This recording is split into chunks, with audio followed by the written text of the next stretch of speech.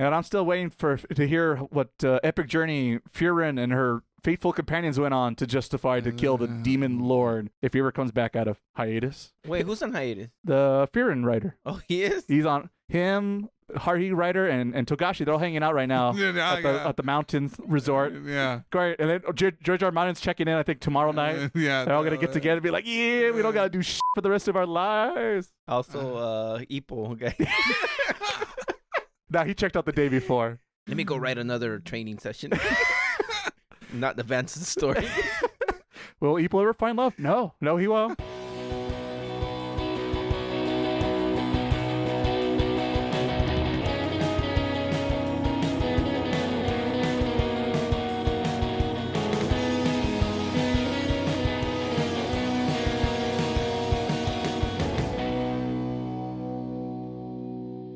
What's up, people? Welcome to Taku Otaku, SoCal's bi-weekly anime and pop culture podcast.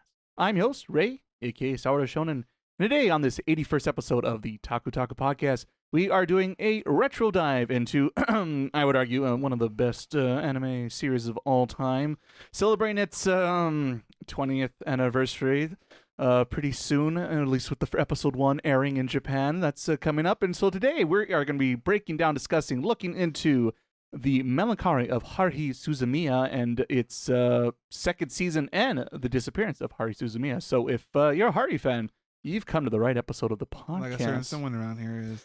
I might be a little excited. And I might throw Frank out of the podcast room forever, if depending on his feelings about this series. So stay tuned to the wrestle match later on. No pressure, Frank. Just the rest of your podcast time is based on today. That's all. Don't worry. Other than that, you're fine. But instead of that, Frank, how are you feeling, Frank? Welcome to my last episode. There you go.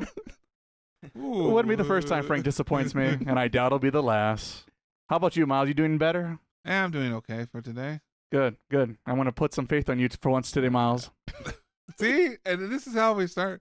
Are you sure you took the right lessons from the show, by the way? I'm wondering. This is what I've become. This is what the show's done to me. I'm the bad guy now. Frank's going to be the bad guy later. So we break even. We trade. Editor, director. I mean, you're halfway there. All you need is like. I mean, I am the bleeder after all, for sure. Yeah. Gotta have my little. I forgot my bandana. I'll put it on later. Yeah. Mm-hmm. It's in the wash. Indeed.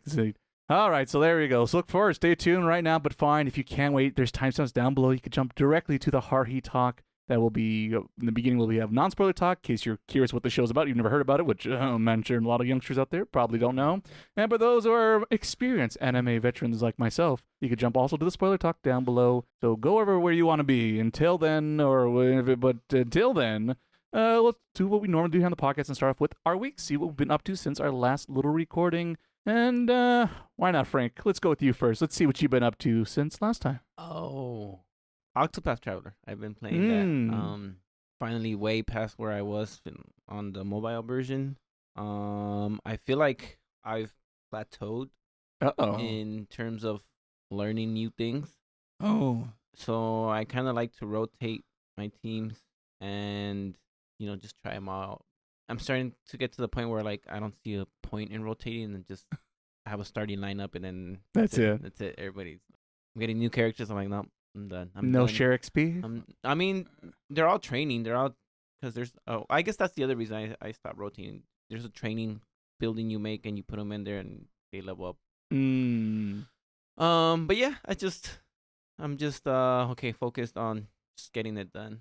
Poor Frank's eyes are glazed over. He's like, I'm just out. He's grinding. It's just, even though I've looked at the hours, I think like 2 days ago I was at 61 hours. It feels like I've been playing it for a long time.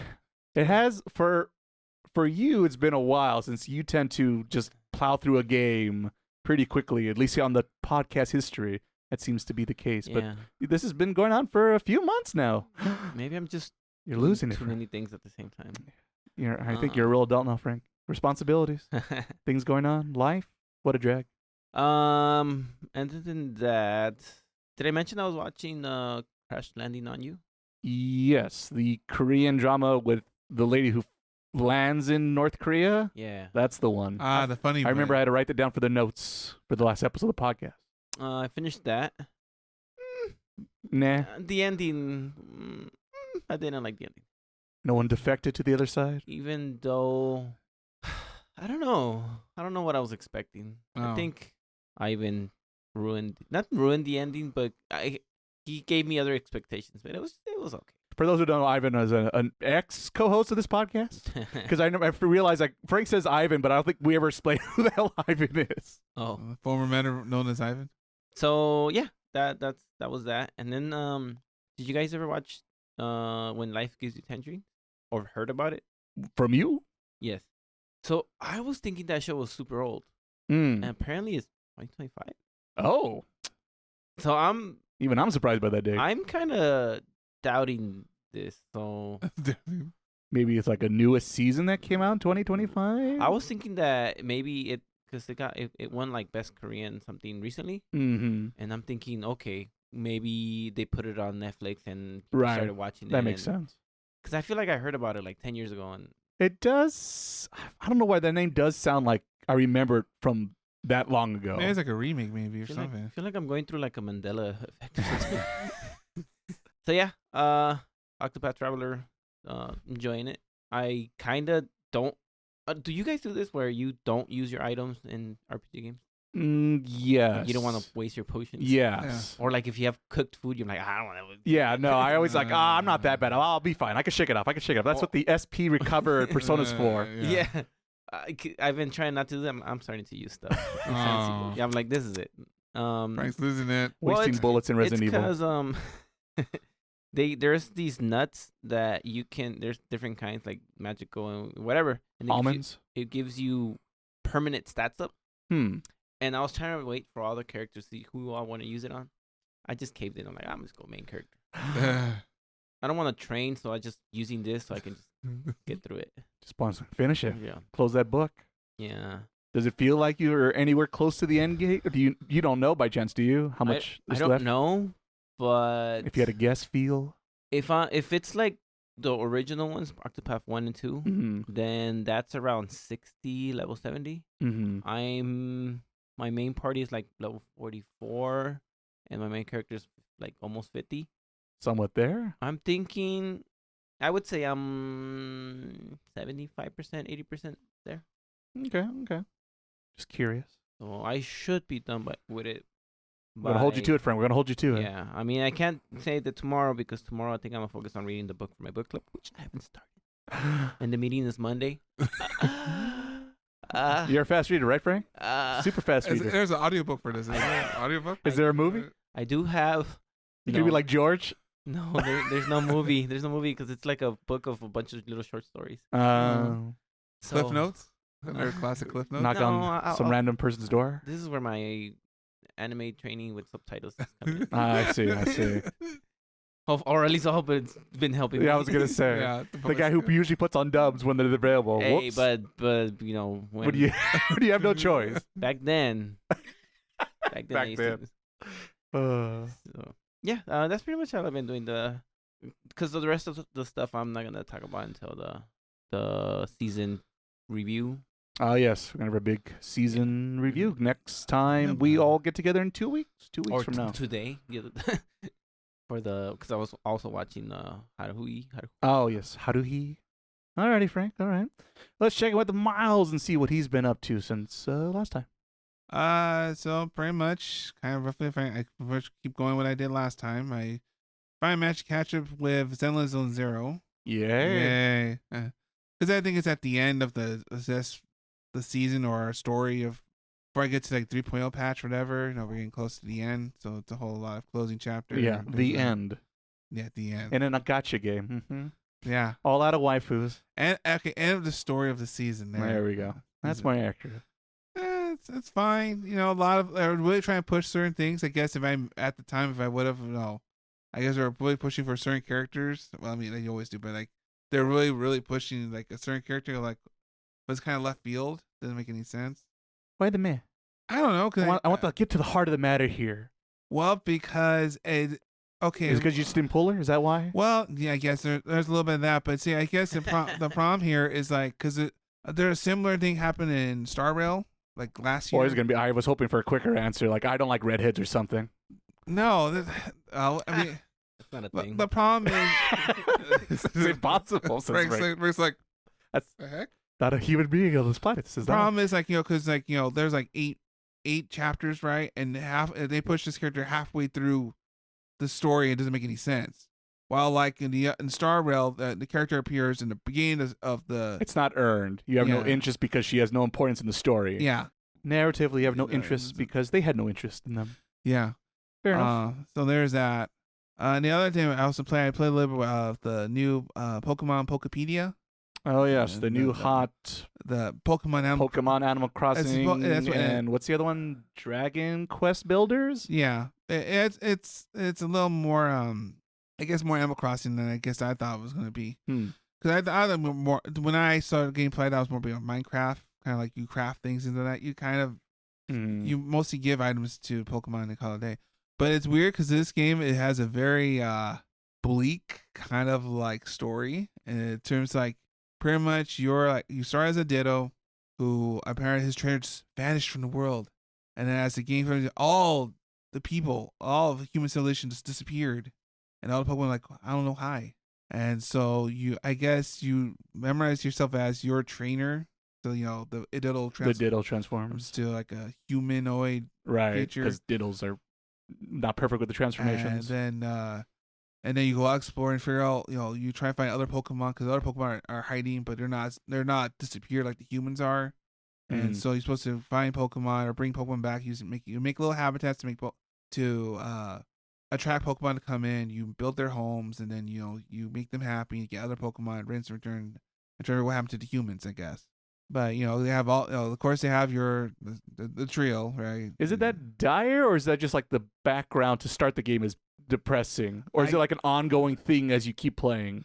I guess as you keep going, you find like lost items, things like that. Which play like I talk like about this trainer who like with their Pokemon, and they vanish into like no one knows what happened to them. Like it's like you have to find items to figure out the story, I guess, per se. Okay. There's no big cutscene. Yeah, there's a big when Diddle starts talking. No, but Diddle.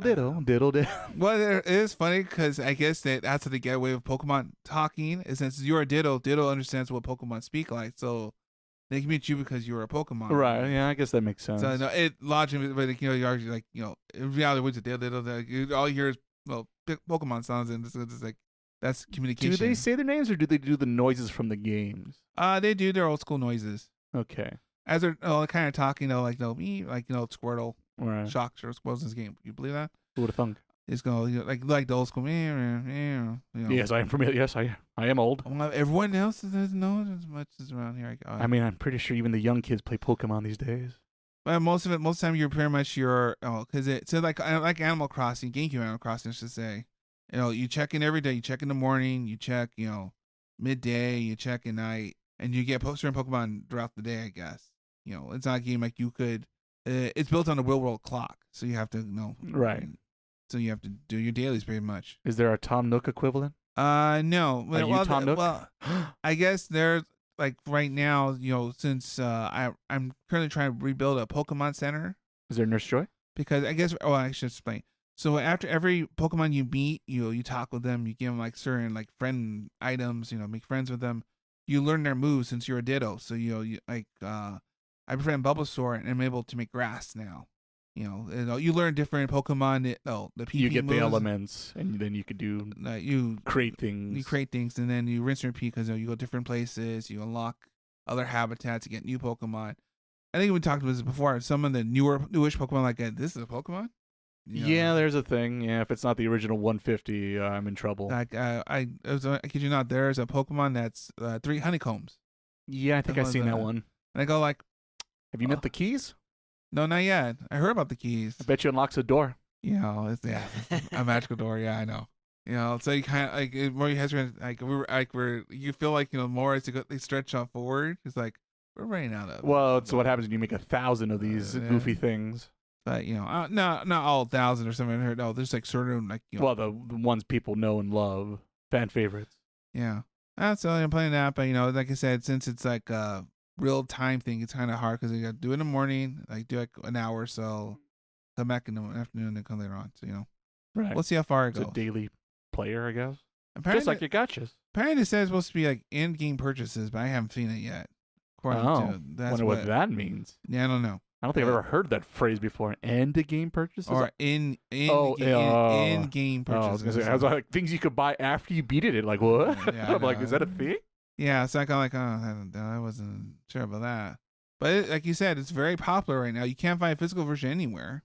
Dang. Despite buying a game key but card. it's a key card thing. And that's why I ended up buying. Yeah, why would I don't understand game key cards. Either give me a physical game with the game data on it, or give me the easy access to pull it down from the cloud. Oh, and also a fun fact, since we're here, tangent here. Now they said starting with Yoshi's and Mysterious Book, which I think comes out next month, whatnot. Oh, right, the new one. They're actually changing dynamic pricing so that way a digital version is actually going to be cheaper than the physical version. Yeah, I heard about that, and I get like it's hard because it depends how long you've been in this this game, if you will, when it comes to buying video games. Because when they first pushed the idea of digital games being a thing with like the PS3, Xbox 360, and the Wii, right? I always thought, oh, okay, well, surely digital games, I don't really, personally at the time, until still to this day, but that's pretty changing this generation. Yeah. Like, I never had an interest in digital games, but I thought like, oh, that's cool because, surely with digital games, they're cheaper because the manufacturer doesn't have to print out discs, they don't have to ship them out, have to make deals with GameStop, Target, and everyone else in between. So you're going to save some money buying digitally directly from the server, right? No. You paid the same exact price you would for retail. And so for me, it'd be like, well, wait a minute. If I'm paying $60 here and I pay $60 over at the store, well, with the store, at least I could get the game, the data on the disc, and this and this and that. So if you think about that perspective, it makes sense. Like, oh yeah, duh, digital games should be cheaper, right? I guess you could feel shorted out by physical copies. Yeah. But honestly, like the physical game, what we consider physical game these days isn't what we consider physical game back like in the 16-bit era. So it just depends, like I said, how long you've known the industry and what you're used to, where you might be a little bit more grumpy about it. But for me, as a person, once again, who's slowly realizing the decline of physical media being a thing or an easy access thing, I guess I'm not too surprised. Yeah. No, I thought that was a slight little tidbit. I don't know what to say. Out of curiosity, Frank, how do you feel about that? Does that, because I know you tend to still buy physical games when you can, for the most part now, or definitely series you enjoy. I know you, because you still go to GameStop, right? I haven't been at GameStop in probably like close to a decade at this point. I still like having something physical there. I can look at it. Someone comes over. Look, I have this game. There you go. It is less than what we used to get, Mm. so that's not good. Who feels good about getting less? Yeah, that's true. I guess if you think about it like that. So I mean, but it's what it is. Unless we all band together and decide not to buy nothing, I don't think we can do nothing about it. That's a fair point. Do you see yourself still dropping the extra, let's say $10 for a physical copy? I think if it's a nice cover, or if it's something like a collector's edition, something like that, then yeah. If it's a game that I like a lot, then I would want something physical about it. But not all the time. I already started buying some games digital because, one, I can't find it physically, and then two, it's not like a 5-star game for me. That's what it is now. I'm just gonna be more selective of which ones I get. Smart man. All right. So that's it for you, Miles. Sorry, I was just curious. Yeah. Well, Did a little news for once on this podcast. Well, I think it's something we can talk about, and I figured, I'll bring it up. It's almost like I'm patching up the spot of the podcast because I know I'm probably going to have to go next. Well, that means you have a lot to say. Oh, yeah, definitely. That's exactly what that means, Frank. Yeah. I see. No, I guess I'm done with my week. All right. Get ready, everyone. Here comes the most exciting week or two I've had since last time on the pod. So, a lot of homework for this episode of the podcast. You did nothing. So that took some time, to be fair. And I was excited for it, and I did want to do it. And this time I wanted to be a little thorough. And so I had a copious amount of notes. I was a good student. Notes. Oh. A lot of notes. A ton of notes. So that was a lot of my time. The other thing I've been doing a little bit, I am going to save for next time on the podcast because there will be a little bonus episode, I guess I'm going to call it in my head, which will technically be our next episode. So if you want curious, stay tuned to the outro. I'll reveal the secret there, what's coming up, but it'll be a little bit special, I guess, kind of. So I'll save that for that. And so the one thing I have to mention this time on the podcast that's new and different is something that me and Miles tackled together because we checked out season 2 of Fallout over on Amazon Prime. You finished season 1? Finished season 1. Frank, we did a podcast about it. It was so bad I couldn't finish. Oh, okay. Oh yeah, famously Frank never finished it. That's true. I do remember that part because that was our double hitter of that and Godzilla. Minus 1. But yes, watch season 2 of Fallout. I liked it overall more, I think, because all the setup was done from season 1. My coworker said it was good, which I mean, like, it's if you didn't like season 1, you're not gonna. I don't imagine you would enjoy season 2 because it doesn't really do anything different. It's just the hurdle of explaining these characters and the situation they'll find themselves. You already know where they're at because you finished season 1, so it was easier to get into. It doesn't get more serious. It does, but never like too serious. There's always some kind of light, dark humor to go along with anything that's serious happening. And they kind of kick the can, without spoiling it, they do kick the can down the road for a season 3 for a couple of plot lines. I think the major plot line with the main character of Lucy? Yes, Lucy and the Walter Goggin character, the Ghoul. I think the Ghoul.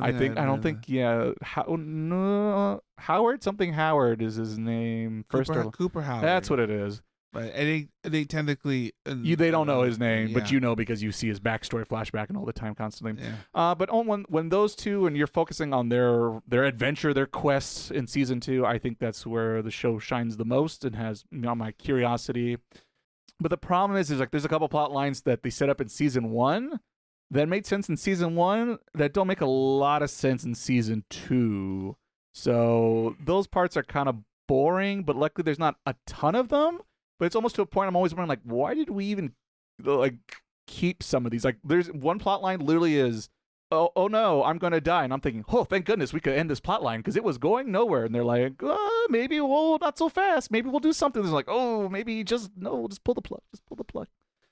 So yeah, but yeah, overall, I liked it. I did like the New Vegas setting. And it was neat to see some of the practical effects where they had some elaborate sets to sell this thought of a new Vegas.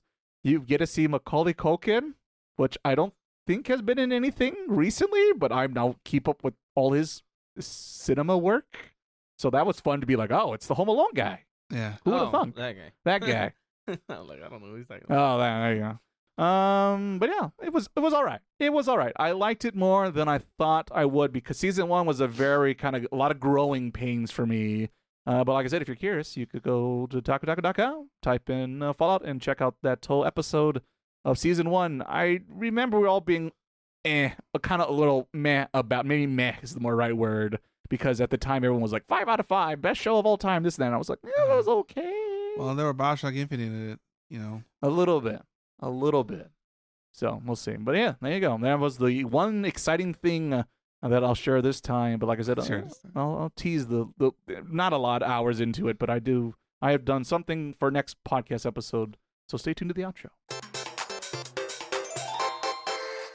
Oh boy, this episode sure is juicy, isn't it, Commercial Miles? That's right, Commercial Ray. Hopefully, hope you are enjoying our takes on gacha games and Frank's always crazy wild tales of things he goes through this week. I wish there was a way for other people to listen to all these episodes that we've been doing for several years now of the Taku Otaku podcast. Do you think there's such a place out there on the internet for them to listen? Well, you can always check out our website at www.takuotaku.com for easy access. Though we're also on your favorite podcast listener. What? Like Spotify, Apple Podcasts, the various podcast catchers out there? Whoa, that's crazy. I know, right? We're going everywhere. We're even on YouTube. Whoa, are we real YouTubers, Miles? We're nothing but YouTube shields now these days. Too bad we actually don't charge a penny for this podcast. But with your help, one day we might. The true goal of this podcast. Alrighty, gentlemen, with our weeks complete, it is now time for our main topic of this episode of the podcast. And today, once again, we are taking a look at Haruhi Suzumiya, all of its seasons and movie. So, to start off this little review, we're going to open up with just non-spoiler talk and things we liked, didn't like. And then we'll get into spoilers. So, when it's time for spoilers, we'll warn you all in advance. And like I said, there's timestamps down below. You could jump around, make sure to avoid any landmines you might step on. So let me start off with do a little synopsis, tell people what this story is about, since it takes quite a few episodes to actually set up what really the show is about. Yeah. The quick version is it takes place in Japan. Crazy. What? Crazy. No, in a high school. In too? a high school too. Who would have thunk? You've never heard this before in your lives. But what makes it unique is it's the way it tells its story, because in the very beginning of the show, it's a black screen and you hear the main protagonist talk over the black screen in like his everyday life starting in high school, because pretty much what you see on screen is him arriving to school on his first day of high school. And he's talking about, I'm growing up and I'm a high schooler now, I can't be a kid, and I can't have talks about Santa Claus and childish beliefs. It's time to grow up and be a part of society, right? Very much Japanese. Is that who he is? Huh? Oh, I thought you were making a reference to Santa. Oh, no. No, definitely not. You can also go to talk.com and look up that one. Yeah. But no, Haruhi, the main protagonist, so there's a lot of talking going on here, a lot of inner monologue. And he gets to school, and he's excited for, starting his new adventure, being an adult in his mind. And they're doing the class introductions. Everything's going pretty normal, standard fare, until the girl behind her introduces herself as Haruhi Suzumiya and demands any time travelers, espers, or aliens to show up and come meet her in class. In which case he turns around and goes, basically, who the fuck is this girl? And yes, this is basically the trigger to start all this nonsense that is this series, because it just becomes more of a curiosity of who is this girl. And sure enough, he meets a guy who knows the whole backstory about this girl. Oh yeah, I went to middle school with this Haruhi chick, and she was crazy. She did all these weird things, and she's such an oddball, and she doesn't like have any friends, and she's a big old weirdo. She believes in aliens and this and that, and she's an outcast and this and that. But of course, Kyon being a more inquisitive person, I guess, and her sitting right next to him is just like, well, I'll make small conversations every day with her before class starts, being like, so what was the deal with the aliens and this and that? And, Haruhi is very eccentric. Yes, and also cold shoulder, pretty much looks down at everyone like, why are you talking to me for? And just shut up. What do you mean?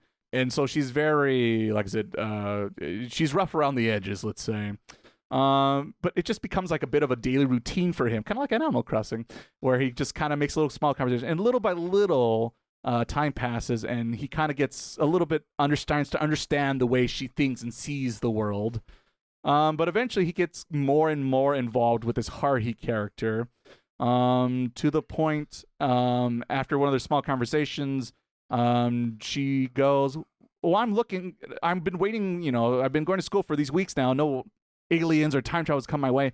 I'm gonna go the opposite. I'm gonna search for them. In order to search for them, I'm gonna start a club. And you, main protagonist, you're gonna come help me start this club." And he is basically quite literally dragged in to help Haruhi make the club, which would be later known as the SOS Brigade, the club for spreading Haruhi around the world. Roughly, that's what it trends. It's all in Japanese, the SOS. And so, sure enough, he's kind of reluctantly hanging out with this girl after school.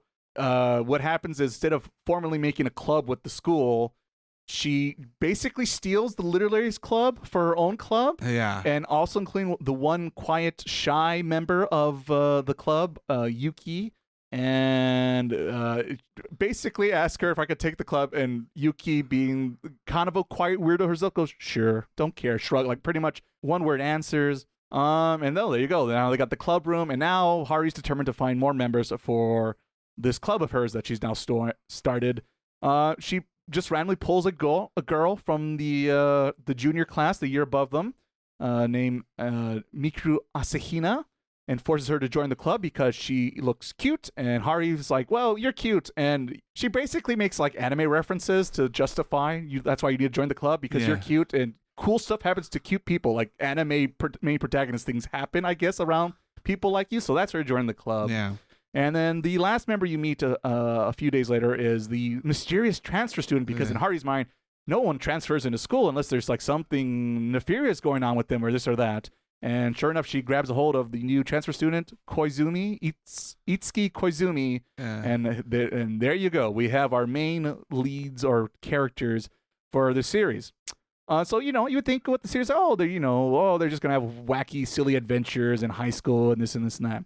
Well, that is still true. Yeah. There's a little bit more to that because it turns out the thing that Haruhi wants the most, the aliens, time travelers, and espers, are actually all these characters. Turns out, depending on who you ask, a lot of people have the notion that Haruhi is basically a god who can manipulate the world and do whatever she wants with it, including bring the end of reality as we know it. Mm-hmm. But of course, Haruhi herself doesn't know any of this. In her mind, she is a eccentric high schooler who's just looking for fun and adventure because life's more exciting that way, as she stated herself. And our main protagonist, who I haven't mentioned, his name is Kyon. It's his nickname. It has to deal with all of this buffoonery, as you can imagine, because Yuki is an android sent by aliens to check on. Technically, it's like an interface. Yes, she has a technical name. It's a humanoid interface, I think, is what she identifies herself as. Mikuru is a time traveler who is sent from her superiors to keep an eye on Haruhi, and Koizumi is an esper who fights blue giants that Haruhi creates when she gets bummed out, basically, and could potentially end the world if not kept in check with his supernatural abilities. And yes, that is the show. A lot of wacky adventures with a protagonist who feels like he does want nothing to do with Haruhi, doesn't want to deal with any of the supernatural shenanigans. He just wants a normal high school life, but keeps getting thrown into situations where the supernatural is just an everyday occurrence to him. And as the show progresses, you kind of see him sarcastically go through it all and also kind of come to accept the nonsense he deals with on an everyday level. Yeah. And that is the show in a sum. A lot of adventures. It is based off a light novel series, and that's why a lot of episodes feel like short stories, because they are short stories, in fact, where they come from. So it makes sense. It makes a lot of sense. So yes, that is basically what happens in this one. So let's just go in a circle here and see how people felt about overall this series. And let's start with Miles. Miles, I know you have watched this show with me before. We watched it probably a good amount of times at this point. Few times over the years. It's been 20 years since season 1 came out, or in Japan, a little bit later for us. Yeah, I'll take that. I'll feel a little bit younger. I'll take that. Take the win there. So overall, how do you likes, dislikes about this series? Was it before? Because I guess they're originally, I thought it was pretty fun. It was very hot back in the day. Everyone, knew any convention or anything out there, as everyone talks about is, Haruhi most of the places, but it is unique. It's a lot of, it's first time seeing a Kyoto Animation production. For us, yes. Yeah, for us, it's, I know they had certain ways of doing certain things, the way how their eyes are at, or way how, there are a lot of things that happen kind of like a lot back and forth between like being silly and like, oh, this is actually serious, and where, things actually could end here or something like that. So it's a little ping pong back and forth, and it is funny looking at it now that certain things have changed, like especially how you view it the way how the show is now. Because originally it wasn't the way it was. It was a 2-part thing. Yeah, the way they have it on Crunchyroll now is not the way it was a few years ago. Let's put it that way. But like I think like for episode wise, I guess count the same episodes but in different order. Yeah. So I guess it's funny why, because I watched it, I guess, in the chronological order. Right, which is the way they have it now. The new order, I guess. I have complete feeling different things about. Maybe we'll get to spoilers, something like that. But it did change my view of certain things if you watch it that way compared to like the original way. But overall, I enjoy it. It is fun and silly. I do like the baseball episode. Still the best one to me, but I like baseball, so there's that. A little bias. But, it is funny going back now, going like, wow, they allowed to do a lot of things back in the day. Yeah. And, and a lot of, wow, they really, a lot of, like, this borderline, if you watch it, it makes you think Haruhi in a different way, I guess, the way how you watch this show, I guess. She's a lot. I'll say that. Okay. So you still like the show? Yeah. It's just that watching it now, you kind of, certain things, if you watch it like, as a new person watching now, you're like, oh, this is a little... It came from 20 years ago. Yeah. And some of the scenarios are from 20 years ago where things like that, you would do it for a joke and that would be it. Be your thought. but now these times maybe not so much. Yeah, maybe that's the best way to put it. All right. Do you have a score, a grade you would give it, Miles? And then plus who would you recommend the show for? It's an 8 out of 10. You know, it's a show you must watch. You know, if you're wondering about the, well, I guess it depends now, huh? I get if you used to, if you actually watch Kurama, you want to watch this one, I guess, because this is where this is like it's like it's like Dragon Ball Z. It's fundamentals. Yeah, fundamentals. Okay, man. I mean, that's right. Because to me, it's Anime 101. Yeah, it's like Dragon Ball. Okay. It's like this is a state you have because this influenced a lot of things that happened down the road, I guess. All right. Now, excuse me as I roll up my sleeves and get a little closer and closer to Frank. Frank, tell us your non-spoiler talk of Haruhi Suzumiya. What'd you like? What didn't you like? Wow. Where should I start? My early thoughts when I first started watching this. It reminds me of a original depressed version of Dandadan.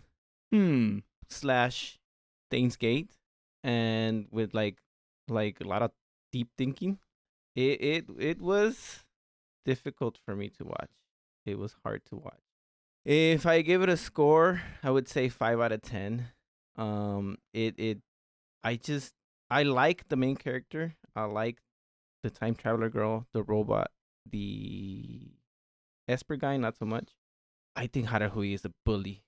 The bully, a brat, and I might be punked because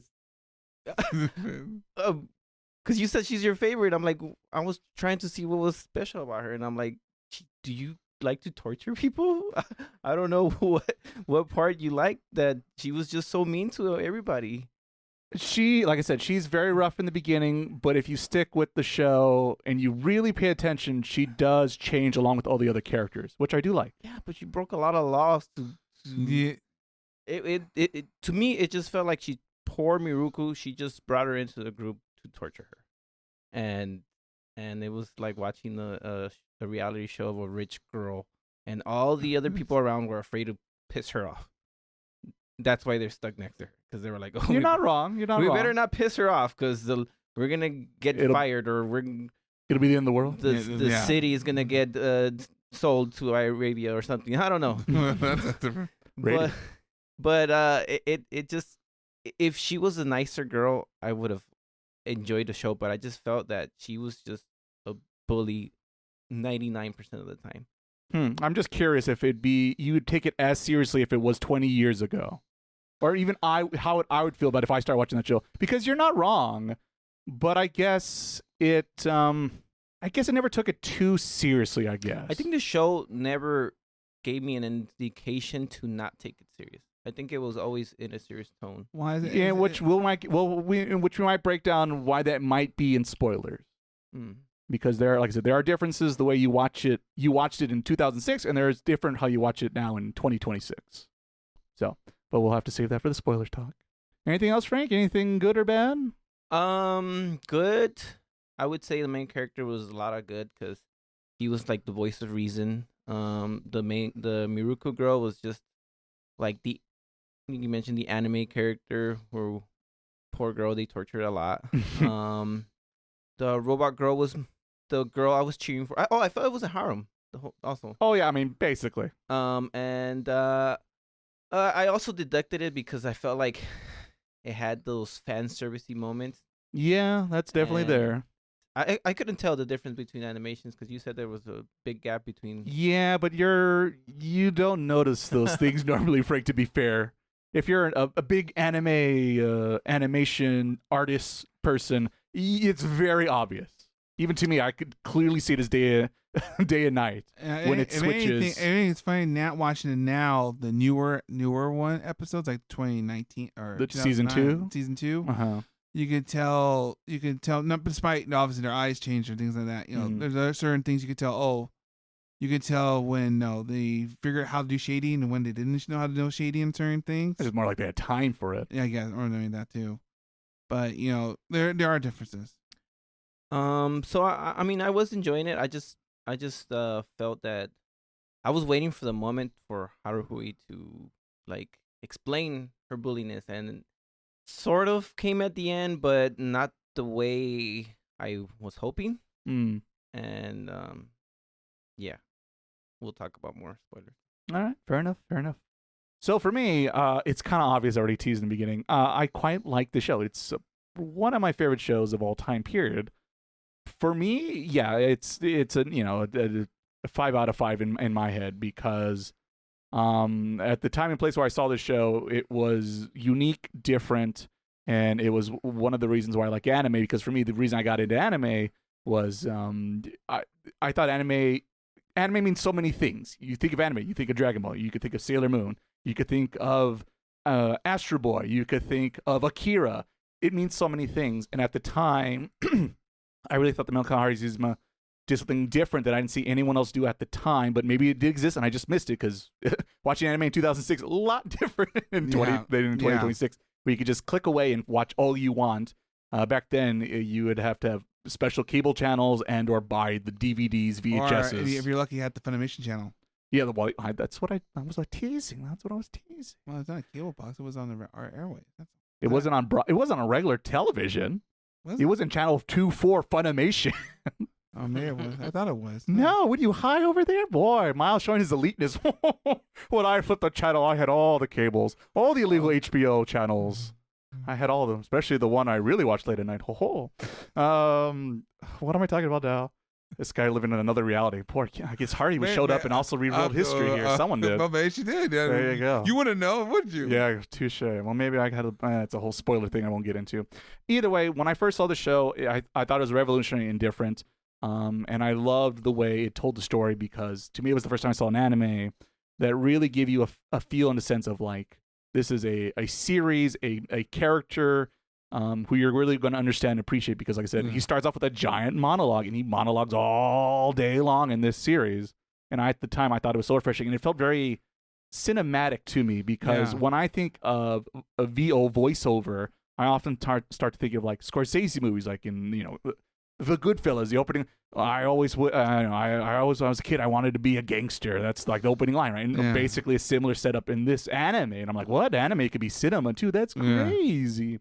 And so just off the bat, I was intrigued by that. And there's a whole expectation thing I want to get into that even before I even saw the series, I was already intrigued what the hell the show was about. Yeah.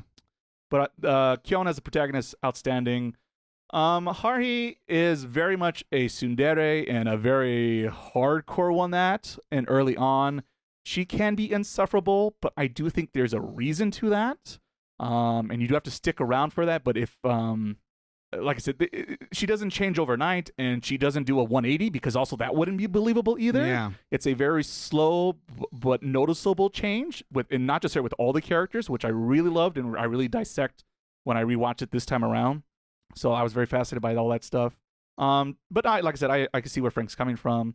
I just love the support cast in this series. You just don't often get a well-rounded cast of characters that all bring something to the table in either terms of excitement, adventure, or just silliness, shenanigans. Yeah. And so, yeah, I liked it. I like the episodic nature of it. Getting into one little thing and something else happens. This is all during high school, in particular the first year of high school. Yeah.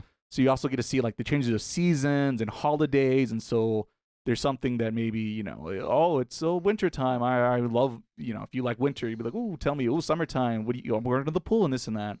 So it felt like we're really watching a real world live out its life. And you get to really understand these characters and what motivates them. And they have these grand adventures. So to me, amazing, good stuff. The negative stuff, the obvious one is the fan service. It's not as egregious as other shows out there. No, it's not. No, but it's there. It's not. I remembered that back then. Sometimes the writer would try his best to try to justify it, and sometimes he does. Sometimes he gets a little lazy and makes Haruhi do things that I don't feel like she would. Some things yes, some things no. So it is hard to be like 100% on that situation, but it could be better. It's unnecessary, but it's not the worst by a long shot. So it is a bit of a negative note. And then really at the end of the day, the other biggest problem I have for recommending this series to people is I have all the light novel books. I haven't read all the light novel books. But the biggest problem I have with it is that there is no end to the light novel books. Thus, there's no end to the anime. And even the anime only adapts half of the books that are out currently. Yeah. And it's going to be 20 years. And we haven't had a season 3 or a second movie since 2010. I think Disappearance came out. Yeah. So that's now 16 years since that. So to see, well, they did spin off here and there, but a proper sequel Yeah. doesn't look like it's happening anytime soon. But, crazy things have happened. We've seen the last few years. Other shows that look like they're going to have a sequel somehow now sequels. So maybe it might. But for me, that's the thing these days. It's hard for me to, really motivate people. Check out the show when there's no ending to the series. Yeah. So that's another minus for me. But I will say Disappearance at least gives you a little bit of closure to the series where you don't feel like you're it's not the last episode of Berserk. It's not that. So that's good. That's always good in my book. But yeah, that's a few things on top of my head that maybe would deter me to recommend the series. But if you're a literary person, there's an extra T there. You like books. Do you like books? Are you an English nerd like me? There's a lot to like in the show because of good writing and also a lot of literary references as well. So my English degree is finally paying off. Well, all I know is that watching it now, you can appreciate that unlike other light novel adaptations we had over the last couple of years, right? I think this one gives a sense of of the main characters. You felt like you're actually, you can see what Hyun's thinking and what he feels, things like that, as you're watching the show. It does feel intimate with him telling us how he's feeling. Yeah. So it's nice. It's unique. And I don't think I've seen anything else in anime form do that. Not since then, no. So What? I feel like a lot of animes always have that inner monologue. But not to this extent, I guess. definitely not to this extent, but I guess we might jump into that. Well, speaking of which, maybe we'll start off with that in our spoiler talk. So in case you haven't watched Haruhi or you're sensitive to spoilers, now's the time to skip forward in this podcast and see what we're up to next time on the podcast. For everyone who's ready and is prepared and has got their homework ready, let's talk all things about Haruhi Suzumiya. Frank, do you want to keep going with the monologue theory, or do you want to switch it up? Oh no, maybe I'm not understanding what you mean, because I always in anime they're always explaining what's going on. Oh no, he's going that way because he discovered it. Like they're always. But it's usually more like an action. Oh, he's going to the left. I need to go to the right. Well, I just feel like I see it all the time. Anyways, one thing I forgot to mention that I did like was because one thing I don't enjoy was like usually in harems, it's always the guy that all the girls are attracted to him, and then he's always being nice, and it just pisses me off because like we don't like this guy. No, it's just it feels fake for him to the main character always to act perfect. Yeah, it's not realistic. And in this one, at least he does do the right thing, but you can hear him think like, oh, I wish I would. Yeah. That's wrong, though. But let me save the file or something like that. Yes. So I thought that was a refreshing take of like, okay, so this is a real guy right here. Yeah. So and the other thing I did feel that no conclusion, because I was just like, is there more? Nope. Disappearance is all we're gonna get, Frank. Well, so far she disappeared. So I just wanted to mention those things, and then what was your question? Just in general, spoiler talk for spoilers, Frank. Anything on your mind? Any questions you want answers to? I probably have the answer to it. Near the end, I was thinking a lot of. I kept thinking there was gonna be a traitor in the group. Which a little bit there was, but not really. I was just thinking the Esper guy was gonna be a bad guy. Well, because he has to close. He's so mysterious. He has to close eyes. That's why. The anime. I mean, they're not joking. Witch Watch and say, "Oh, he has closed eyes. Oh, he must be the one planning something." Yeah, and then there was like always the whole thing where I felt like it felt like there was 3 organizations trying to be friends with the main character because of his influence on Haruhi, and it almost felt like 3 corporate companies fighting for the deal. Like, they want that free agent. Let's break that deal, and let's make that deal. And then they're all like, hey, he's not wrong. Don't trust that company because they're terrible. Can't trust those aliens. It did feel like maybe one of them was behind it or something, and we don't know. They didn't finish.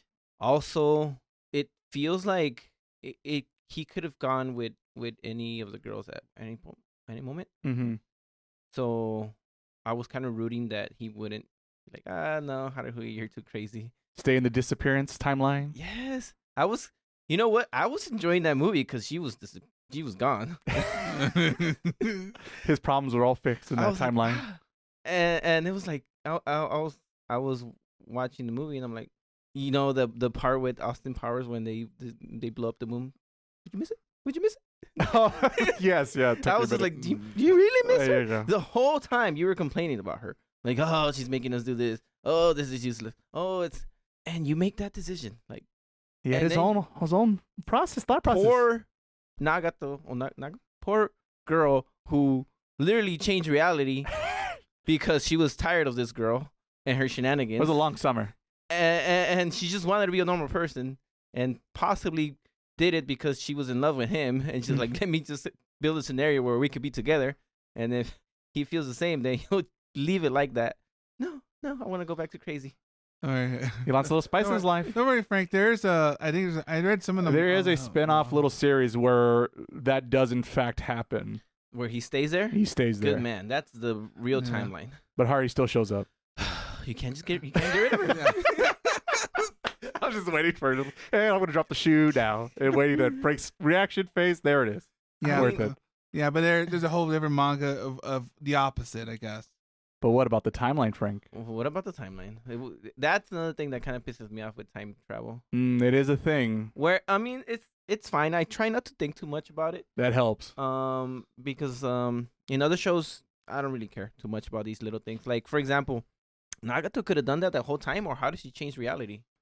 Since she lived through that summer 600 years, I guess she figured out enough data off Haruhi to then manipulate her power to she can then use it. That's the quick line they explain. Oh, because I was like, man, why'd you wait 28 episodes to do this? Well, you could have, like, because if they're afraid of her, what you do, then just get rid of her powers and done.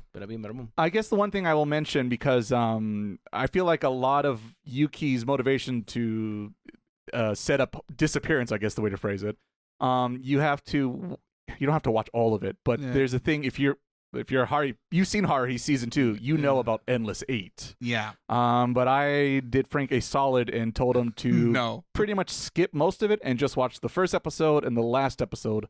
Was it just Endless like 8. a different version of those that week? So this is what the problem is, and I think killed a lot of motivation for the series in anime form.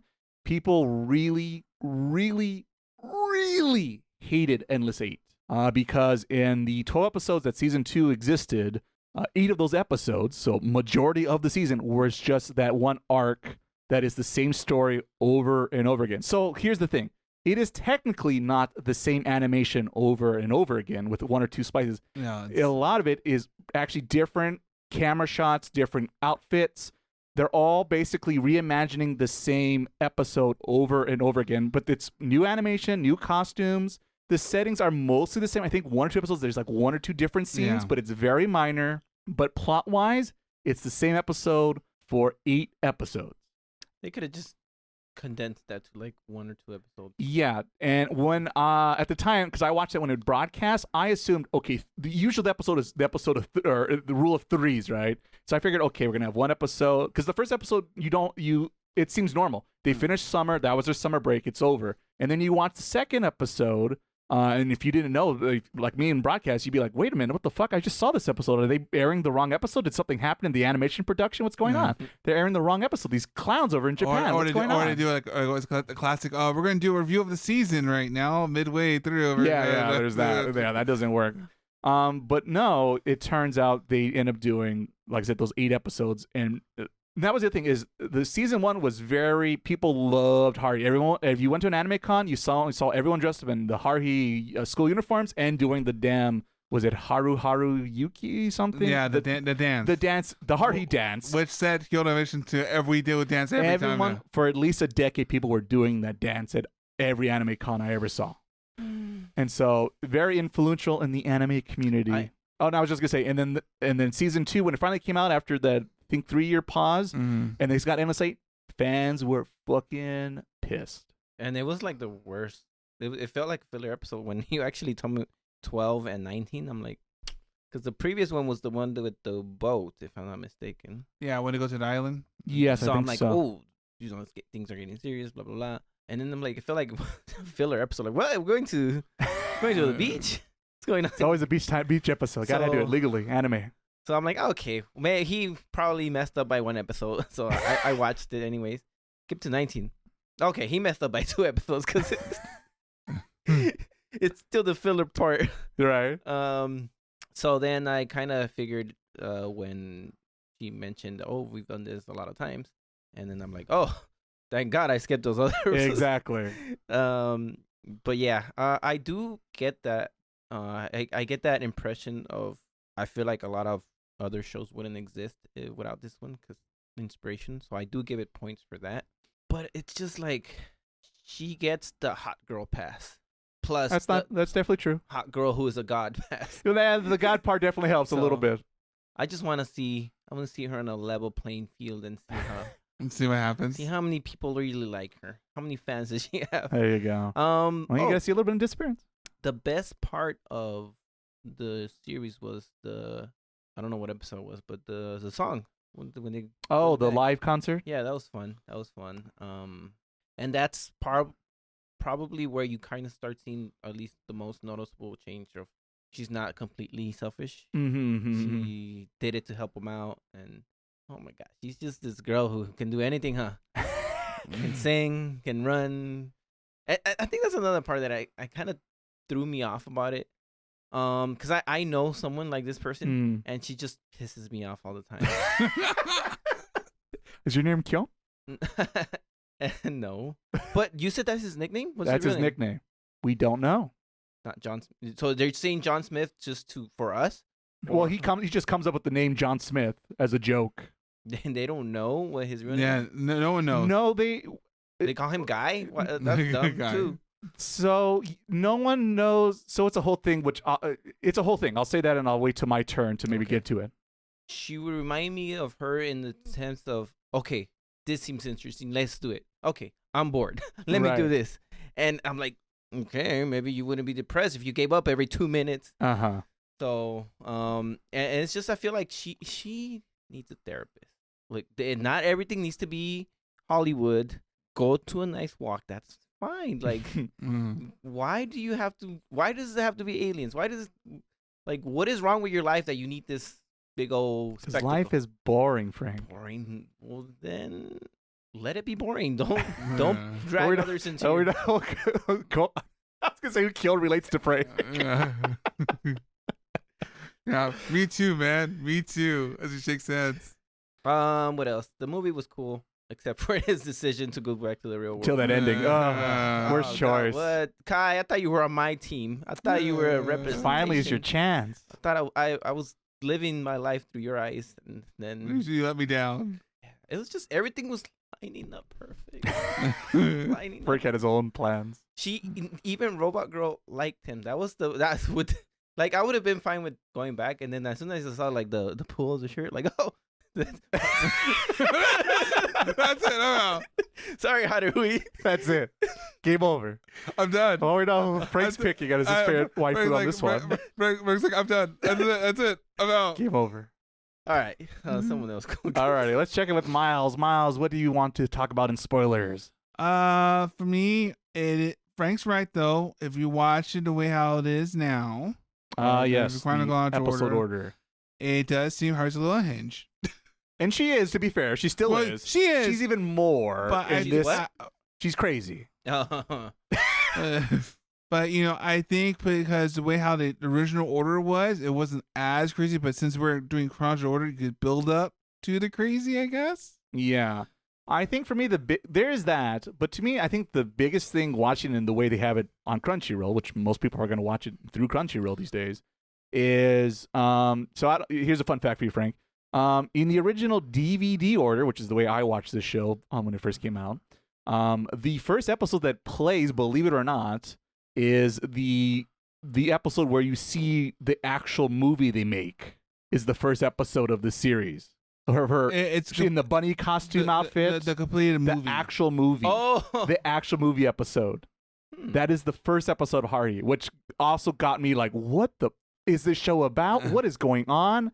Because it's like an incoherent plot. You hear Kyon trying his best to like complete salvage the movie, these scenes together, storyline and characters, what's going on, and it's so hilarious to me in both English and Japanese. That whole movie making part stressed me out. Oh yeah, that's the thing. It's so yeah, there's that part going on. But anyway, the point being is, so the first episode you watch of this series, you get that where you see all the nonsense and the shenanigans that happen off during the film, because there's little parts where basically people break character or something happens on the film, which is kind of like, as a viewer, like, wait, what's going on, and this and this and that. And so, but it kind of gives you more vibes of everything's going to be fine, and these guys are in a club together, I guess, and this is what they do for fun. And then you're kind of curious of what happened. Was that a talking cat? What's up with that talking cat that just happened for like a second? And stuff like that happens in that movie. And so it got me curious. But like I said, it helps tell the tone that everything's going to be kind of okay. But in the way it's on Crunchyroll, you just get right into episode 2, where it almost feels dramatic because Kyon seems like a normal kind of, he's trying his best to make life exciting, but is kind of bored by it. But whatever, he's just kind of come to terms of this is reality. And then like he keeps stumbling upon aliens, time travelers, and gets thrown around by this random high school girl and this and this and that. And like it almost like comes off like really serious and dramatic, like. Yeah. And like it's like whoa, like we need something to break the tension. Here's another fun note: in Japan, when it broadcasts, they have yet a different order of what episodes played first. Oh, I think this guy just wants to mess with everybody. I guess the real order. Yeah, and then you'll guess Kyon's real name. Yeah, because apparently that order they break the plot of the Melancholy Suzumiya part where they introduce all the characters. They cut to the important plot episodes like every 2 or 3 episodes, and then splice in like the more episodic episodes, which to me seems even more baffling as a viewer. Yeah. So like I said, the way you watch a show really, I feel like, could change how you feel about it, especially in the opening dialogue. Yeah, and it's early and like first impressions are a lot. I think the way I saw it on DVD was the best way because it gives a little lightheartedness, kind of gives you a safety note that everything will be okay. Because in this version, you're just stressed out. Pure Kyon's going to end the world right now. This guy, well, no, there you go. Game over, man. 6 episodes in, and that's it. But go ahead, Miles. You were... I know, yeah. It does feel like Haruhi's love goes off the handle a lot more times, per se. It's just more volatile, and it becomes pretty much like you can see him gradually kind of like is up to his zen with it for the most part, especially like during, I guess, the Saya Haruhi, right? Yes, when they're filming the movie. When they're filming the movie, like, that's definitely the breaking point. And that's like one of my more favorite emotional parts or scenes in the series. Yeah. But I feel like to get to that, you do have to watch in reverse order, I guess. It's it makes more sense. But I guess it does like Frank mentioned this way, you do lose a lot of the quirkiness or fun because you're busy stressing out like, is it ending now? Am I in a close space? Am I is the reality is going to change any 5 seconds that I just started. It gives you more sense of uncertainty that everything's you're not sure if the show leading more serious or funny when it's really both. Yeah, but the way it is now, it sure doesn't feel that early on, especially when when the arc with Ryoko. Oh yes, you go like, oh, like if you know, you better go like, where is it? Like we're getting serious here, like because he has the knife and she tries to kill. Yeah, I know. Oh, that's like that was like. Yeah, Dragon Ball. Yeah, that was quite the shock factor, and at the time I was like, "Whoa, that's crazy." I just remember, and that's like I said at the time that all these things that are probably stereotypical, and you see all day in anime these days. Maybe it's just pure coincidence. Like I said, maybe it existed before that, but this show popularized a lot of characters and situations. Let's say.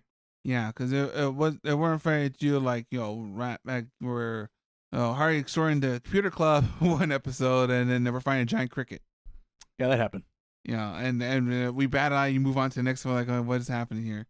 Another thing, like you like Frank mentioned, you do see like Kyon's perspective of all 3 different, let's say, love interests or whatever you want to call it. Because I don't really interpret it that way, but you could argue, you could. Does it feel like he's really romantically involved with anyone that isn't Haruhi. No. Miruku, it felt like they gave a big hint that they were together in the future. Oh, but it's classified. Oh, with Mikuru? Yeah. Yes, there's that. And when I was watching that, I was curious what she meant by those words when he meets that version of her the first time. And I go back and forth of what she meant by that. Yeah, but and then I guess one part is a part they never animated, which was how he fixed the disappearance. Yeah, you don't see that. It's in the book. It does happen. That chapter, I read it. It exists. Yeah, but no, that's because that's funny because you go like, what's going on here? And you see two Mikurus going around. You go like, what just happened? Don't worry, man, we got this. You know, I thought the end of the movie would be like we go back and we fix it, and then you move on, right? Right. But we never did. So you're like, I guess that just fixed itself somehow. Well, see, the thing is though, in this series, the way it treats time travel, and everyone has a different version of how time travel works, right? But the way this series tries to promote it, it's more like, it's if it happens, if it happened once, it's Terminator time travel, right? Where if it was fate to if it happened, it was meant to happen. But also Terminator says it's not also true. So it depends. Everyone has a different flex, but yes. Yeah, well, but roughly the way how the timeline travel works in this series is people have certain expectations, and you have to, if certain things happen in the timeline, they need to then make sure those events in the timeline happen so they keep the timeline intact. Yeah. So it can be shaken, but they do their best to make sure it's not shaken. If that makes sense. So did they ever explain what happened 3 years ago? So that's the thing, is the author, he tells you information, but he never tells you a final conclusion. And it's a lot of people, if you go on, on Reddits and places on the internet, a lot of fans have different theories. And there's a very popular theory that I also thought of, which is funny because I'm like, oh, I know what's going on. And then I hear everyone, oh, damn it, they also think the same thing. Damn it. I'm not as smart as I thought. So yes, there's a lot of weird things going on that happened that fateful night that Kyon met Haruhi, despite they didn't know they met for the first time that fateful day. It's a series of events that never got explained. I guess that's Which I like, because there's a lot of things the show does explain when it comes to the more episodic nature, and there are certain things he doesn't explain. And for the show to be interesting, and which is Haruhi's fucking opening statement, the world's more interesting if all these supernatural things are occurring. I also do agree. By not explaining everything, you also make the series and the world more interesting to keep watching, because you don't know everything and you're kind of curious to see if maybe you will. He's not, because then it'll be boring. Well, exactly. But maybe he might change. The ending might suggest there will be, but there's no ending yet so far, Frank. Any thoughts, things, spoiler-rific talk? Before I just go on monologuing myself? Go ahead. Yeah, I guess we're good here. Let's see let's see where this rabbit hole goes. All right, so here we go. Here's some bullet points I wrote down for notes. The one thing is, like I said, when I first watched the anime, I just knew it was an anime. I didn't know what the original source material. Turns out they are light novels, which at the time I was like, okay, so it's a manga? What the hell is a light novel? Turns out light novel is what you would expect for what we know as a novel out here in America land. The difference being is light novels tend to be short novels, but they're still novels nonetheless, but just not really long. I think 100 pages, I think, is technically... 150, something like that. As they identify. I thought you were going to say 100 ounces. No, 100 pages. You're happy now. And because I feel like it's written in words, if you will, and not in words and images and this and that, you get a lot of just good writing. And one thing, a good writer should use when telling a story, in my opinion, is foreshadowing events. And you get that several times throughout this series. A couple of notes I have here is when they finally deal with the crazy Ryoko before she disappears into wherever they go in the Matrix or not Matrix, you decide. She warns Kyon, well, you better be careful because another one of me might show up and mess up your little cozy little life, which in fact does happen in Disappearance. Yeah. Bum, bum, bum. Well, it's crazy. I think you see Yuki change slowly but surely, because in the very beginning, it's very, very robotic of yes or no answers. And I think it takes him like several responses to finally get her to say like a whole sentence. He's like, shocked. Oh my God, a whole sentence from her. But after the events of Endless 8, which, if you do it like us, I've seen all 8 episodes originally. So did Well, yeah. Okay. Well, all right. I'm talking. I can't speak for you. What do you want me to? Point for you. There you go. Okay. Thank you, Frank. Okay, keep it score. Keep it score. Keep it a clean fight. Keep it a clean fight here. It makes a lot more sense that Yuki does what she does in Disappearance because she was the only one aware of reliving the same summer over and over again for 600 years. And so, yeah, if you do that, I think you'd be willing to literally destroy the world and recreate it to your own whim. I wouldn't even need 15,000. I think after the first, I'd be against it, Frank. So that was one thing I was kind of like surprised by the original when I saw Disappearance the first time. I was like, why Yuki? How could Yuki do this to us? She was, and it's like, oh, right. In the context rewatching, yeah, that's good information or good evidence to support what she does. Makes sense. It makes sense. If it wasn't her, I would have been mad. Yeah, it did seem like only because I even before they revealed that person, I was like, man, she knew who it was, and she didn't. So and when it was, oh, it's her. Okay, that's why she didn't say that. Yeah, it's funny. When I first saw it, I really think deep down I was thinking like, oh, it must be some third unknown party we haven't met that wants to destroy Haruhi and the S Brigade or this monster. And like, if the enemy's within, no. I kept thinking it was the Esper guy. I'm like, it's him. Yeah. What's the guy with the shitty eyes? And it would make sense for Koizumi to be the culprit because you find on the Disappearance timeline that he in fact does have romantic interests in Haruhi, which he kind of teases on and off. But he's always the cunning guy who never reveals his hand. Yeah, reveals his hand. Always has a poker face about him, and always goes in case he gets a response he didn't like. He goes, just kidding, kidding. So it's just like, well, what the f is this guy up to? What is he really up to? So stuff like that. Then that's what makes that character more interesting because he is the one character who does not play it straight. Yeah. Despite Haruhi and all her flaws, she tells it to you straight. The signs that you know Nagano is an alien before she reveals that. Not only her demeanor and her one word responses, but the fact when he invites her to her place to tell him all that spiel and this and that. She makes the tea, but it tastes terrible because she's a robot. She doesn't know what tea should taste like, good or bad. She just knows it's polite to give tea guests when they come over. So she keeps filling his cup constantly, but doesn't know when to stop. So just little signs like that, I thought was cute and foreshadows like, this girl there's more to this girl than she's a little shy or something, isn't there? I think the one theory I have that I think why the adult Mikuru is a little bit nervous in Disappearance when she has to meet Yuki again is because from her perspective, she of course knows what's going to happen already. And I think deep down she's terrified the fact that Yuki at any point, if she decides to break the world, she can break the world just like Haruhi can. And that's why she gets very nervous around her, which is something I didn't catch the first time around. Yeah, the first time around. And now it makes sense. Like, oh, that's why she's very apprehensive of Yuki because she knows down the line, come Disappearance time, she's going to do what she does. And that wasn't cool. So she was not a fan of that. I like that. Little things in the background. In the beginning of the rock concert episode, you actually see the members run past in fear of like, oh no, that one, we're scrambling for members. See, that one when I saw that, like, oh, there's your foreshadowing right little there. Just if you're paying attention, you notice, you caught it. So I do like that. Oh, also very, very fast, and it's like 2 seconds long, but I didn't catch it, is when they're doing the computer game and Yuki becomes the ultimate hacker. Despite her superpower intelligence being connected to the alien server in the sky, she has no idea how computers work, and you see that when she's like plucking at keys to figure out how it interacts.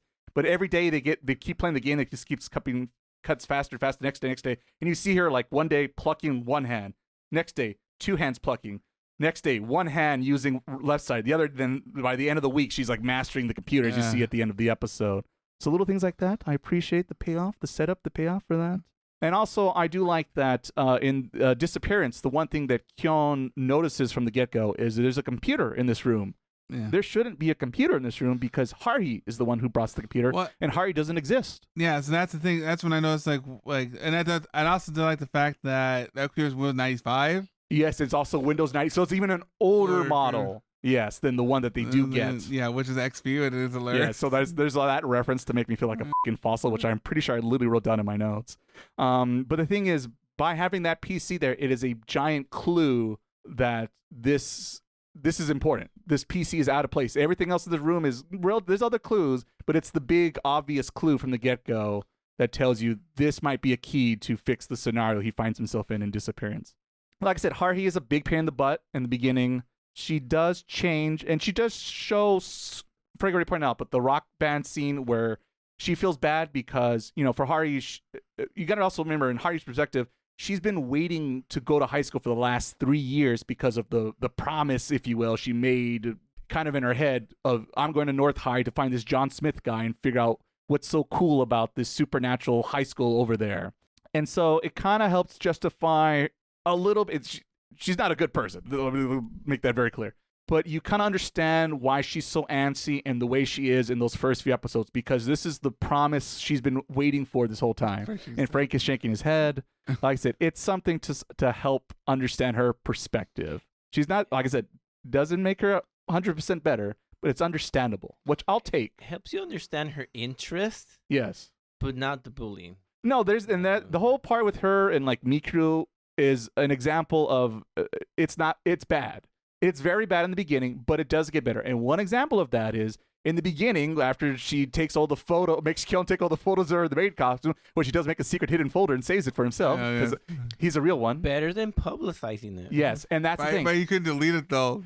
Well, like Frank said, and that's what I make Kyon's so much more interesting than so many anime protagonists. He just is a real guy who's like, I know I should probably delete this, but I'm just gonna put this for myself, just as a personal collection, just for me, I do like the fact you need the Mikuru folder and somehow knows how to make it hidden. Yes, he knows that you actually see him do the steps to make it a hidden folder. Very funny. But the point I was getting to is when he realizes that, he calls Haruhi like, what the f*** are you? Can't post the pictures of her on this. Everyone's gonna see. If someone sees that, she's gonna be like a laughing stock, or it won't be good for her high school experience. Will go very bad if everyone realizes there's all these questionable folders of her out there on the internet. I just remember the one part that really made me laugh. I don't know why, because it was kind of sad too, where she's just being bullied by Haruhi, and then he goes to Kyon. He's like, I can't get married later on. Would you marry me? She's all defeated, sad.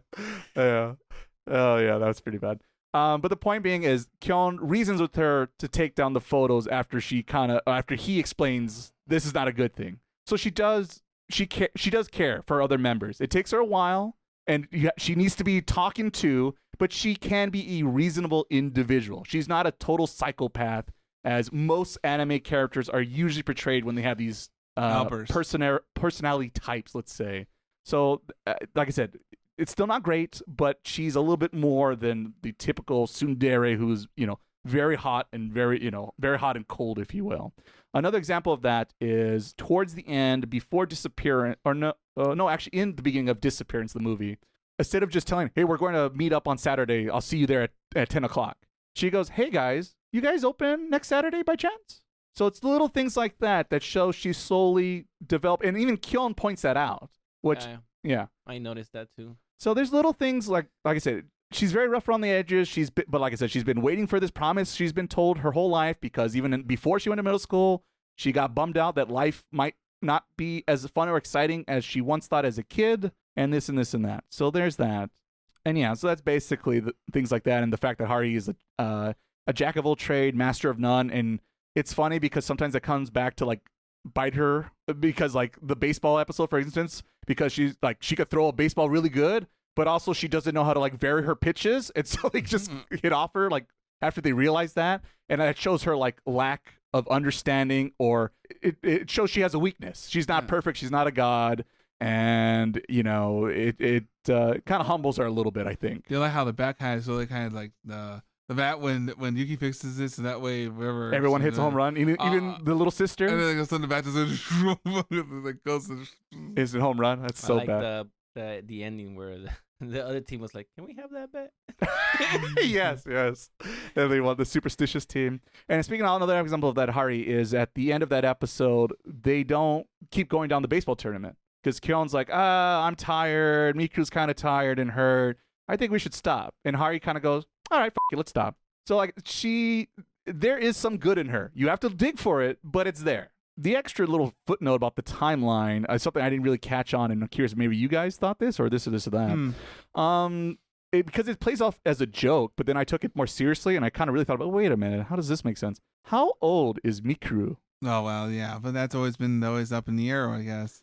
But here's the thing, and I didn't catch this till rewatching it, is, everyone comments like, oh, she's so cute and so small. How can she be a senior in high school? And I thought it was just like a play off, like, oh, she's too cute to be real. She's an anime character come to life, so to speak, right? Which is the whole point of her character. But the thing is, if you look at current Mikuru and you see the scenes with the adult Mikuru, she grows like 6 inches. She has quite the growth spurt. And if she's supposed to be a senior in high school, she'd be roughly around the age of 17, 18, which typically speaking is pretty much the end for girls stop growing. So how do you explain those extra inches? Because I suspect now that she's younger. Or nutrition in the future is very different. There you go. I don't know. I was just like, because that would make a lot more sense to explain the differences between the two versions. And the other weird thing I thought too is that Kyon comments quickly, and I don't know if it's just a throwaway line that he just mentions because he's talking to himself in his head, but he mentions like, oh, this Mikuru's only like 3 or 5 years older since like high school, which would rough her like in her early 20s, but like the way she talks about the club room when she sees it again seems very more nostalgic, which to me implies at least more like 10 years in the future. I feel like she's like 30. Yeah, she has to be closer to that age than the age he suggests. So I always wondered, like, what's the point of this line? To throw us off the trail, perhaps? It makes more sense for me that she's about 30 because I didn't want to go the route where he's the child. And then the stuff that Haruhi did to her is even worse then. Yeah, there's I mean, they're all minors, technically, if that makes you feel better. No, it does not. No, it doesn't now that I said that out loud.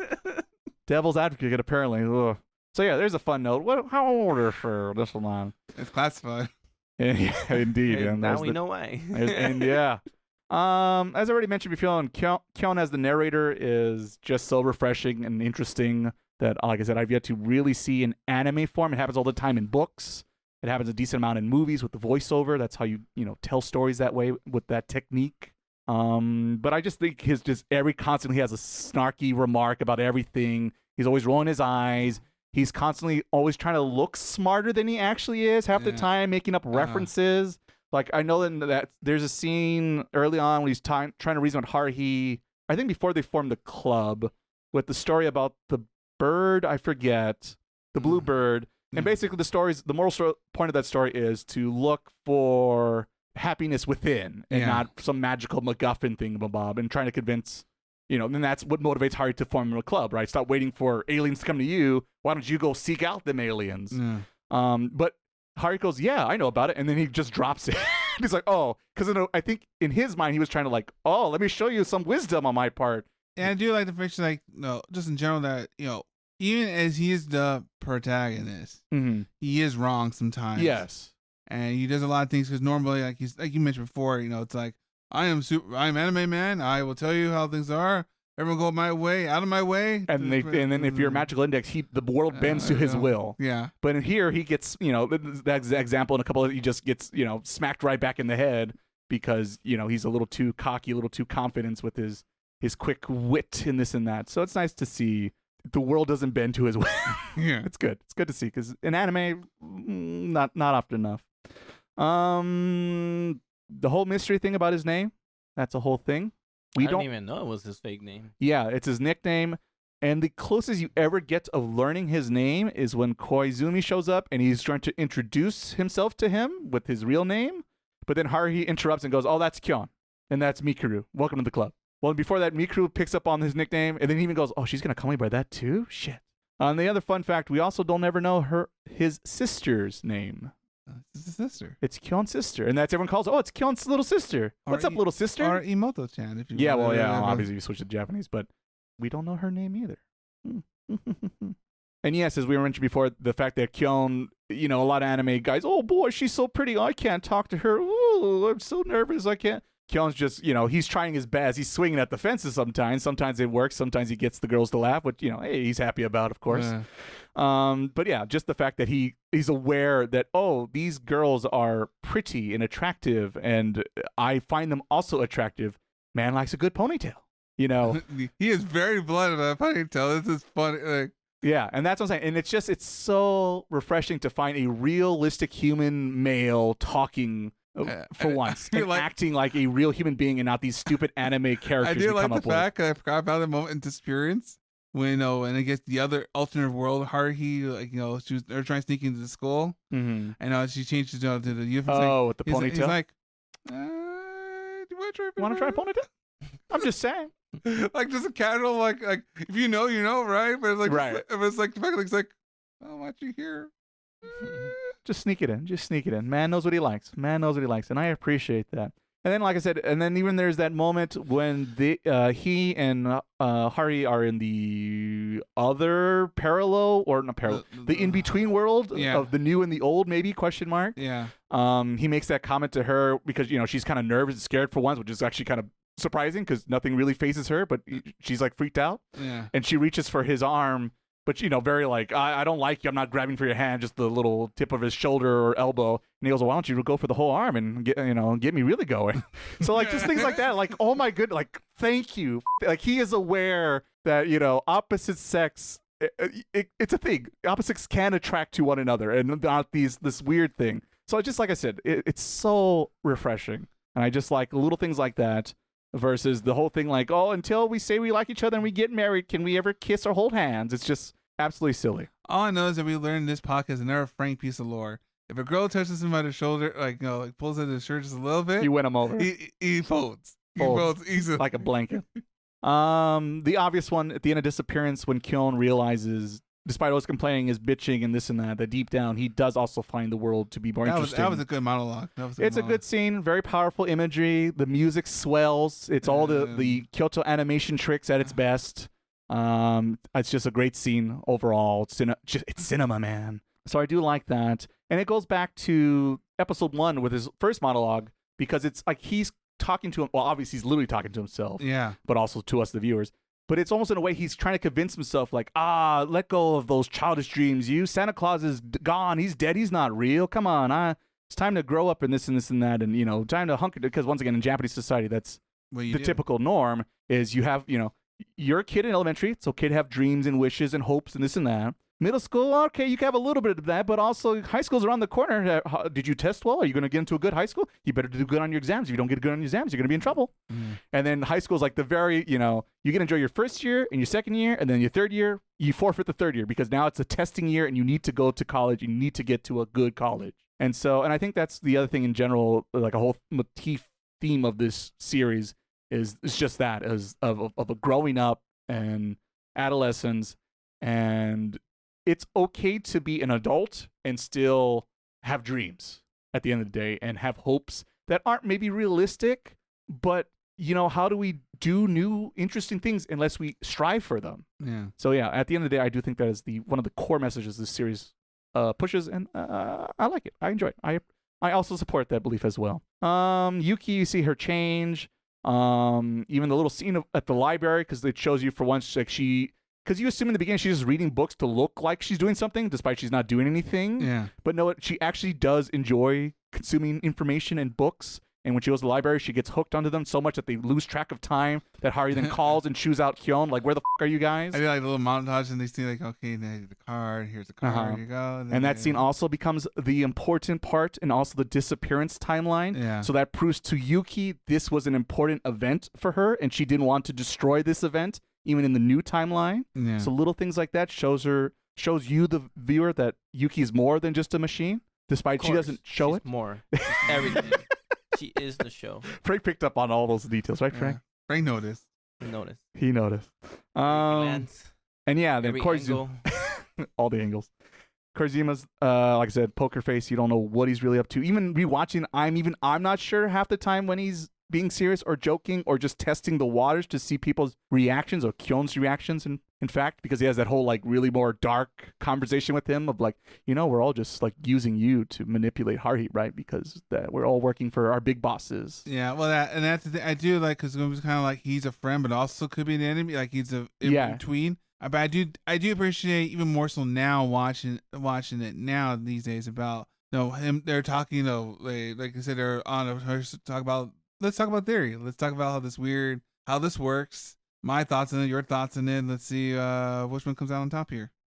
I still think he's a bad guy. He's not a good guy. I think that's safe to say. He's definitely in the middle, I think, as Miles pointed at. The other thing I like a lot is the romance, as I hinted at before. I think the romance between Kyon and Hari is pretty much locked in at this point, like most of these harem genres are. I know, Frank. I know.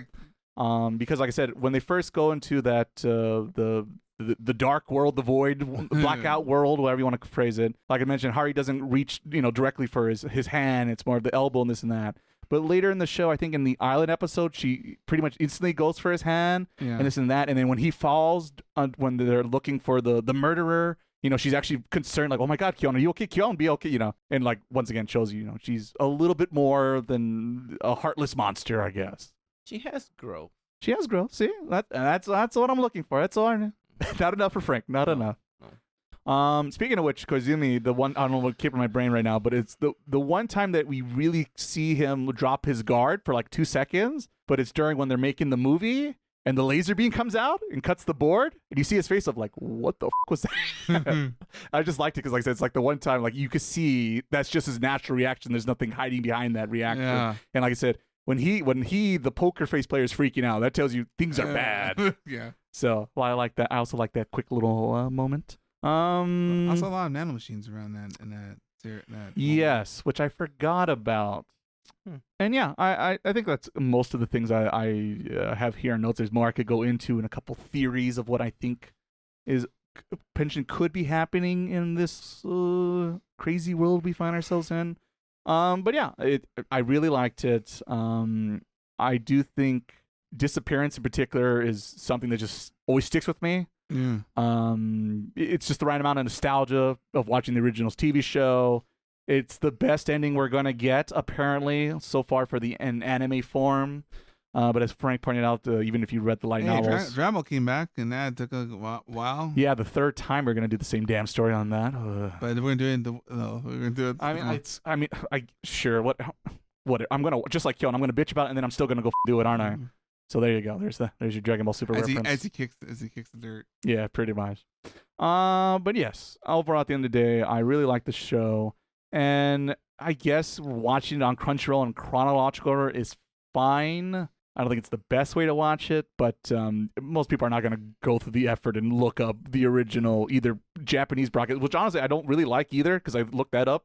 Don't care for it, but I do think the DVD order was the best way to consume season 1. Yeah. Alrighty, gentlemen, I think we're going to end our Haruhi talk here unless anyone has final thoughts. Last chance, gentlemen? No, I think we squeezed all this lemon out here. Final thoughts, I think Yuki for the win. Of course. That's a given. Thank you for saying it. I think it's a fine show. Just Haruhi pisses me off. I do agree she gets better, but not enough to fully free her from prison. She's still in a reduced sentence. I think I docked points for that, and I docked points for not finishing the story. That's fair enough.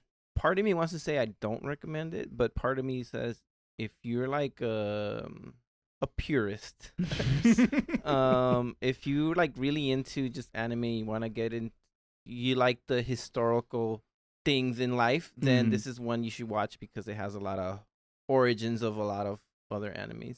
At least that's how I feel. I could be wrong. No, you're right. Miles said it already. Like it's one of those trend starters. I see it as a old Celtics, old Lakers team where they don't get enough credit. Like Wilt Chamberlain should be considered one of the greatest, and it's not even like top 10 in people's minds anymore. Most people, yes, because they have Michael Jordan should be the best, right? But all these people wouldn't exist without the original.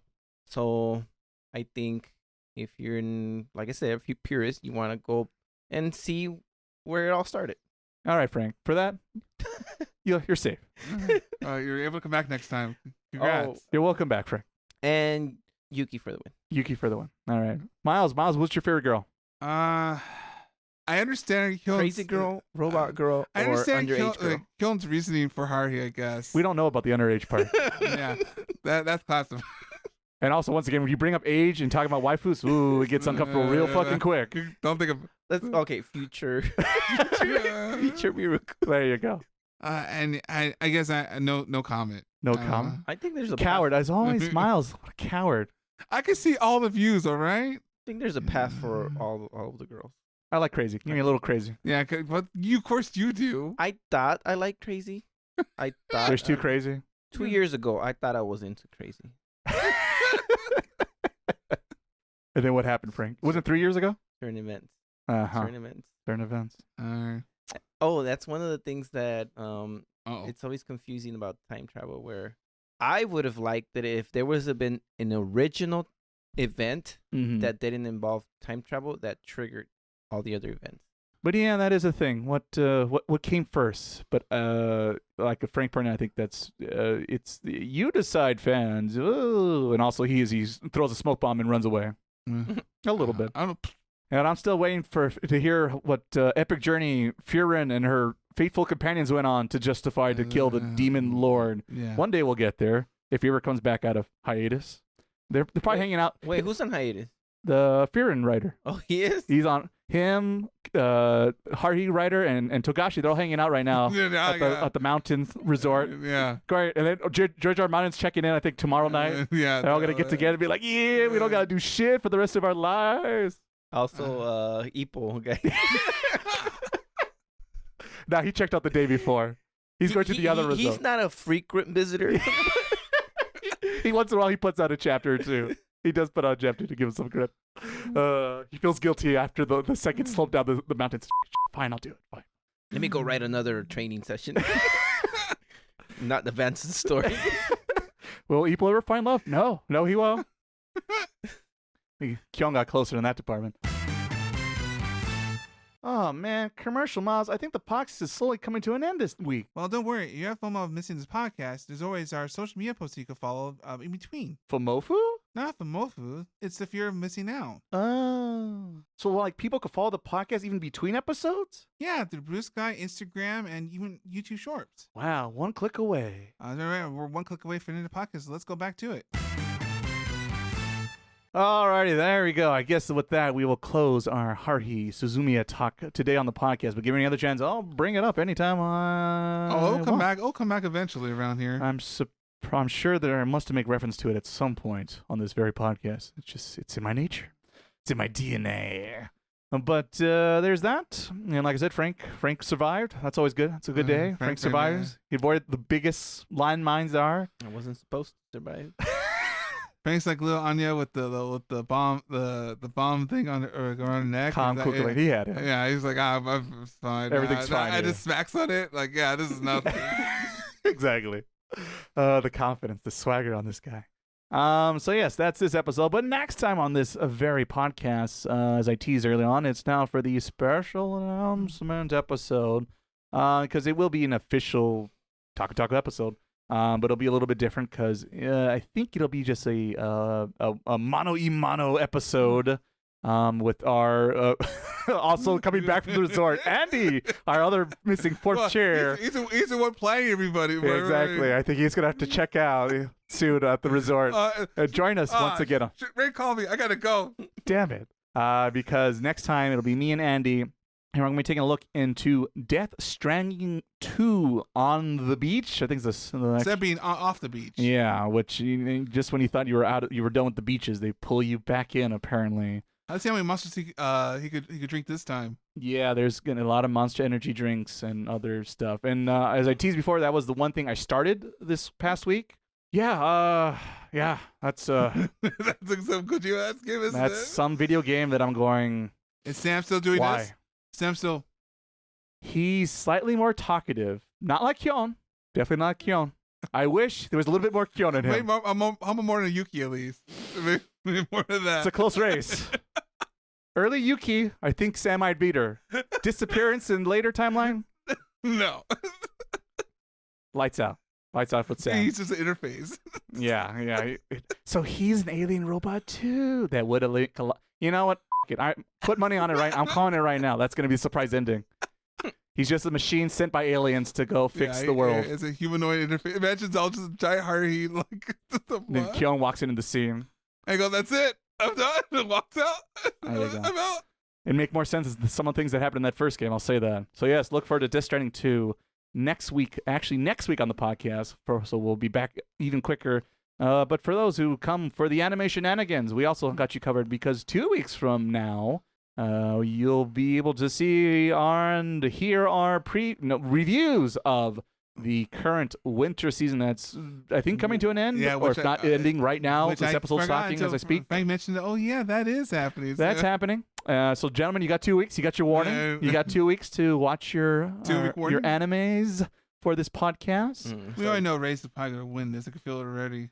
I've seen some of Ray's where, like, man got a slam dunk. Ray guy got the ball. You put in the hoop. He's hanging on the hoop, and he's just waiting for the rest to drop. I like that series quite a bit. I'm sweating, and I thought I was gonna have a good chance. No, yours.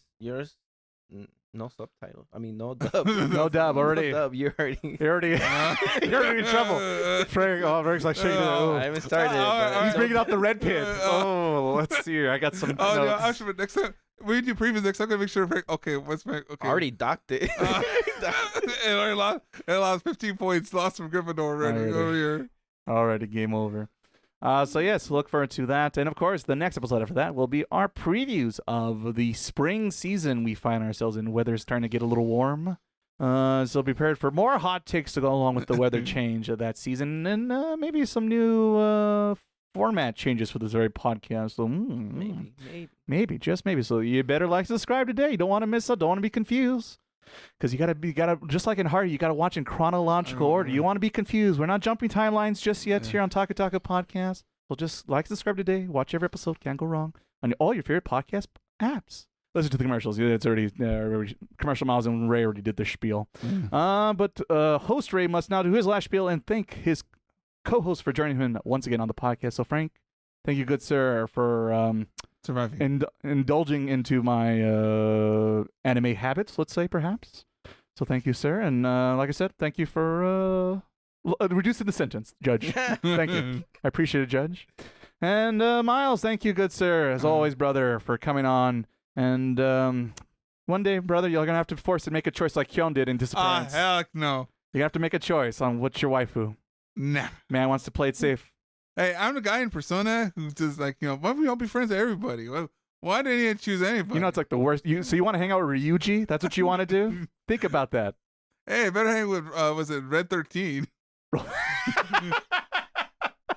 Final Fantasy VII Remake episode, if you want to hear more. I forgot about that. That's good. The best thing about that game. I hate that awful blood truth. When Ray says, all of you are dead? Speaking of you are dead, it's all... And Tifa was there. She was waiting, and so was I. And everyone else, who is this guy? Who are you? I don't know. Talk to me after the Ferris wheel. Alrighty, but you don't have to wait till we get on this Ferris wheel next time. You could join us next time on the podcast because you guys are the best, the greatest, and I appreciate the most. You get the biggest thanks, as always, on each episode of the podcast. And I hope you guys have a good one and had a good time listening to this podcast. And who knows, maybe you'll send us a thing on our social medias and we'll hear from you in the near future. Until then, have a good ones, people. Bye-bye. Bye.